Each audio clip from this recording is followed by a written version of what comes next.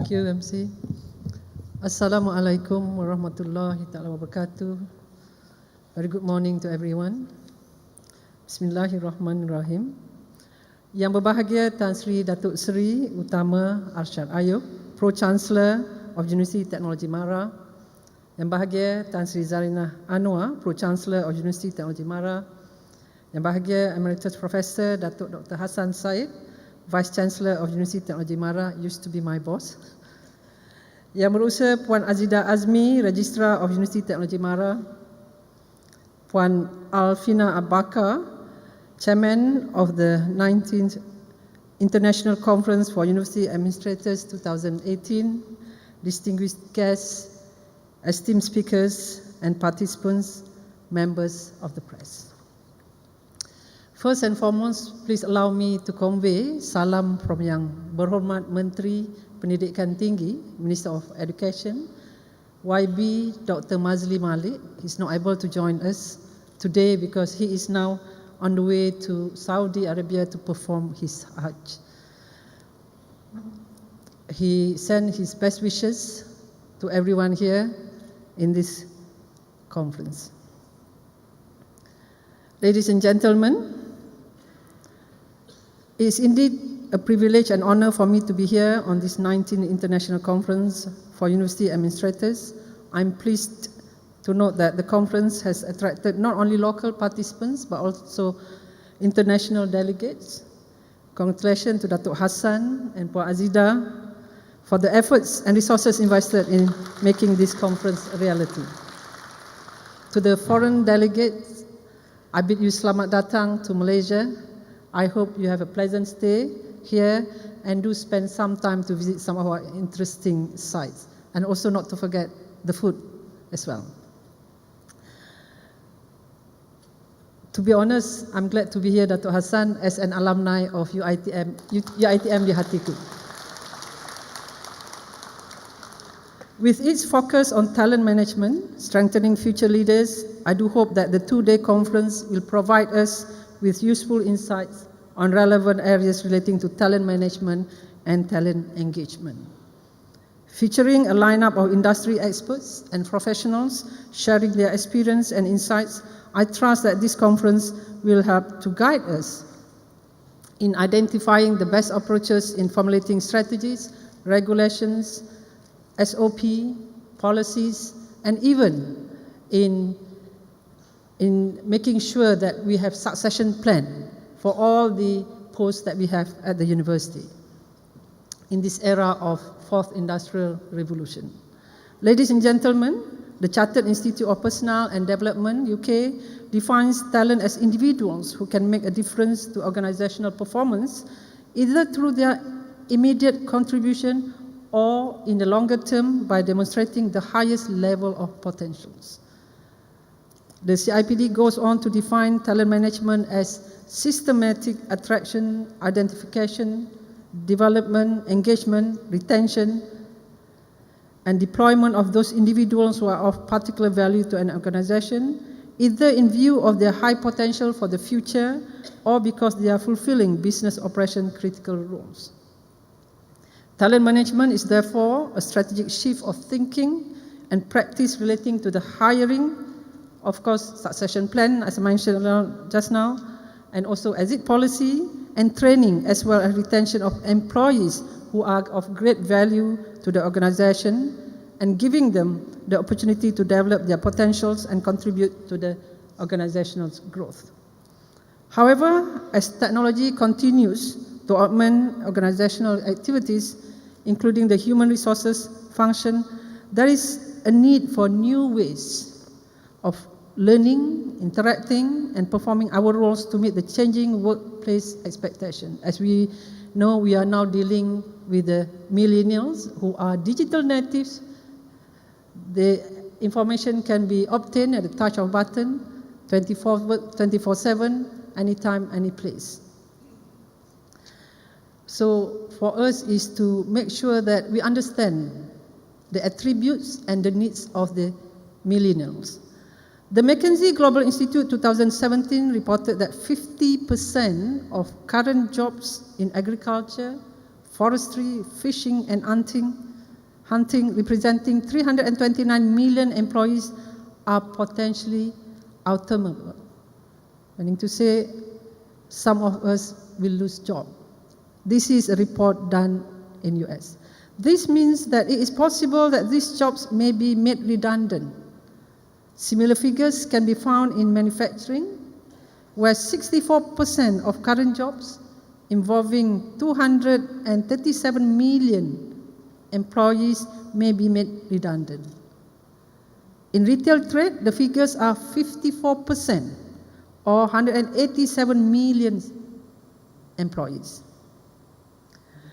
In terms of the biggest economies, automation may mean that in China, 51% or 395 million employees may be laid off eventually.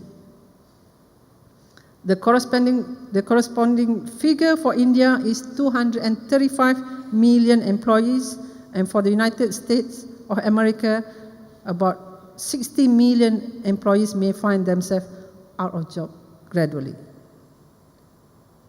Thus, we must ask ourselves, we at the universities, whether we'll be made redundant or not with the advancement of technology.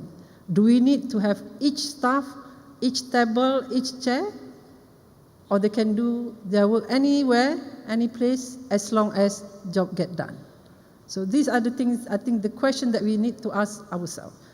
Or maybe looking at the productivity rather than looking at their presence in the organization. These are the questions that we need to ask ourselves. Not all these jobs will go away though, but they certainly will undergo changes. If these jobs become redundant or are changed, what are the type of jobs that will exist in the future? At the universities now, we are grooming, we are educating students for the future jobs, and yet we don't know what are the future jobs. And we are educating students who are going to create the future jobs. So these are the questions that we need to debate, deliberate, argue, and I know there's no one answer to that.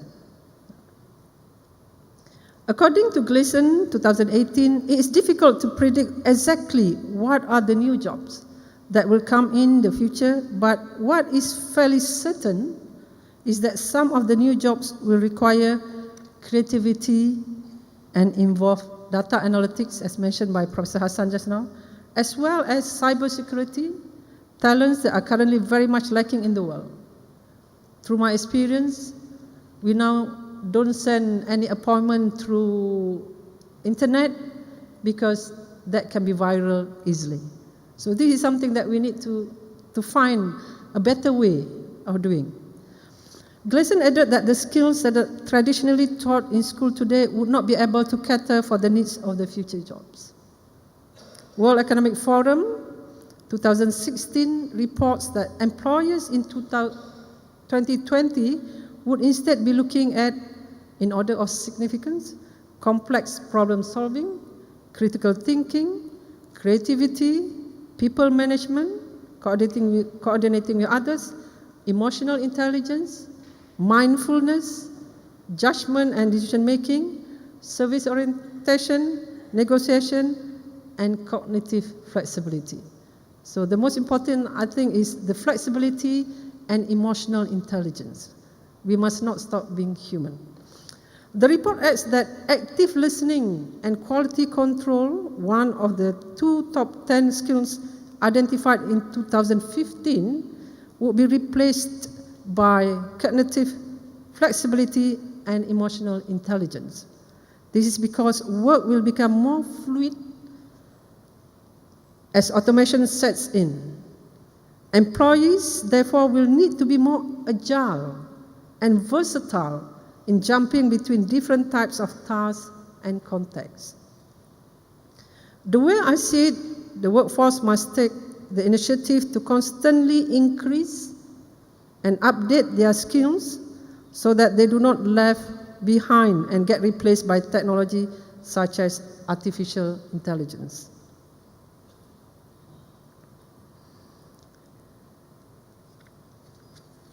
At the same time, organizations can no longer rely, as Prof. Hassan mentioned just now, one-size-fits-all approach to talent management if they want to attract and retain top talent.